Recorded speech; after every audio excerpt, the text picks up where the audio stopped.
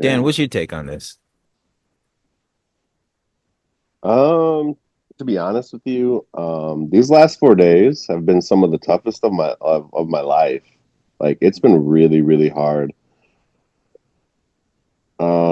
And I say this as somebody who wasn't a Charlie Kirk fan. I didn't really. I've listened to him. I've listened to his stuff. Sure, I've listened to a few podcasts, but if I ever wanted conservative news, he wasn't the person that I seeked out.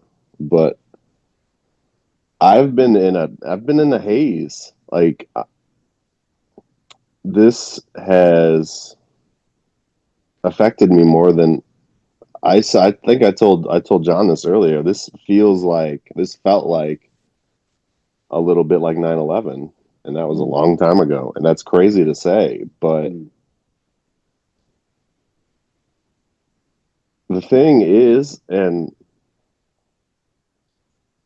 I've gone through every emotion in the book, about this. And I'm the person that usually talks about how these deaths are usually, 7,000 people in America die a day.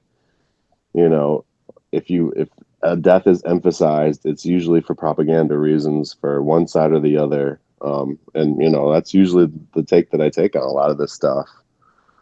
Um, it bothered me a lot, Mm-hmm. and it shook me a lot. I've I watched the Packers Commanders game the other night, and I couldn't tell you a thing that happened in the game. I watched 3.5 quarters of it. I couldn't tell you, other than the Packers won, I couldn't tell you anything that happened in the game because my mind has been Mhm. somewhere else.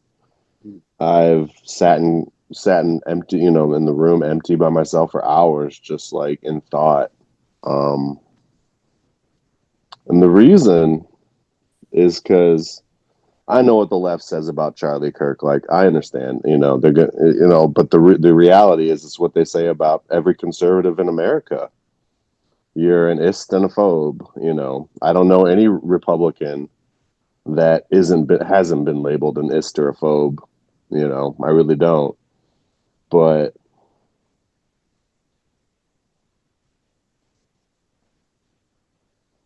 I try to tell people the best analogy I can come up with to explain why this is like has bothered so many people is that Charlie Kirk kind of was like the Ned Flanders of the right, and from The Simpsons, and that's the best way that I can. He was the dorky, nice, super nice guy, super polite guy.